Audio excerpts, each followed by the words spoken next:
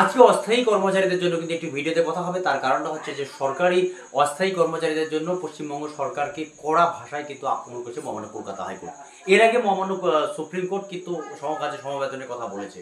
2014 সালে West Bengal health service কমিশনের মাধ্যমে কয়েকটি হাসপাতালে কিন্তু ইঞ্জিনিয়ার এবং সাব ইঞ্জিনিয়ার অস্থায়ীভাবে নিয়োগ করা হয়, কিন্তু তাদের চাকরি বছর কা বছর তাদের অনিশ্চয়তার মধ্যে থাকে এবং তাদেরকে অপেক্ষা করতে হয় যে 1 বছর পর সেই চাকরি আবার থাকবে কিনা। তাই তারা মহামান্য কলকাতা হাইকোর্টের দ্বারস্থ হয় এবং মহামান্য কলকাতা হাইকোর্ট সরাসরি জানিয়ে দেয় যে এই 3 মাসের মধ্যে তাদের চাকরি পার্মানেন্ট করতে হবে। কিন্তু কলকাতা হাইকোর্টের এই রায়ে পশ্চিমবঙ্গ সরকার মানবে তো?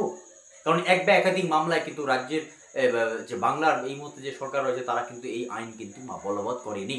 মহামান্য সুপ্রিম কোর্ট ডিএর মামলায় যে সরাসরি রাজ্য সরকারকে জুলাইয়ের মধ্যে ডিএ দেওয়ার কথা ঘোষণা করেছে, সেই ডিএর কোনো এখনো পর্যন্ত কিন্তু নামগন্ধ দেখা যাচ্ছে না।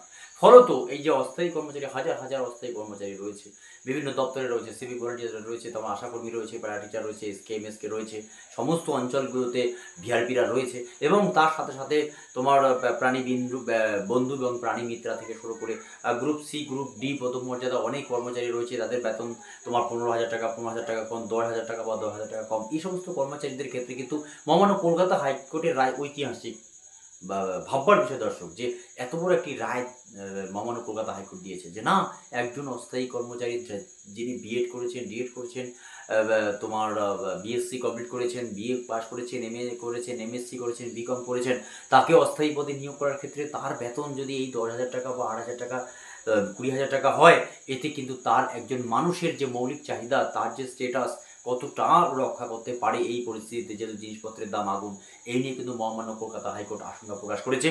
এবং শুধুমাত্র যারা হাইকোর্টে গেছে তাদের জন্য কিন্তু 3 মাস সময় দিয়েছে রাজ্য সরকারকে। প্রশ্ন হচ্ছে এই নিয়োগ বা যে কলকাতা হাইকোর্টের অর্ডার রাজ্য সরকার মানবে তো?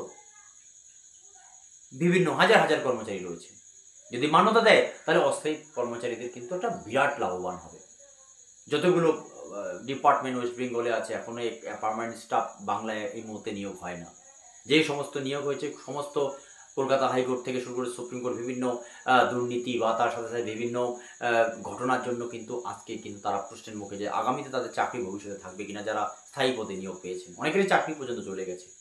এই পরিস্থিতিতে কিন্তু আমরা আশঙ্কা প্রকাশ করছি যে কেন সম্ভব নয় এই বাংলায়। তার কারণটা হচ্ছে, অনেকবার আপনারা জানেন বিভিন্নভাবে হাজার হাজার কোটি টাকা এই বাংলার সরকার ব্যয় করে।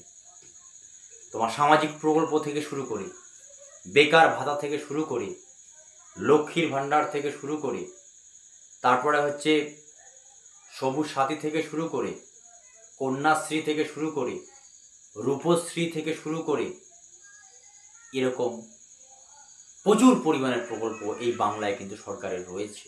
ফলে এই প্রকল্পগুলোতে ক্যারি করতে রাজ্যের অর্থ দপ্তর একদম নাজেহাল অবস্থা। তাই কিন্তু ডিএ দেওয়া হচ্ছে না মহামান্য সুপ্রিম কোর্টের অর্ডারের পরেও।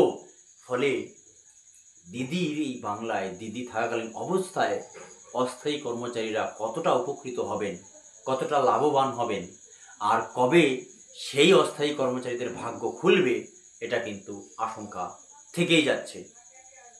আজ এ পর্যন্তই।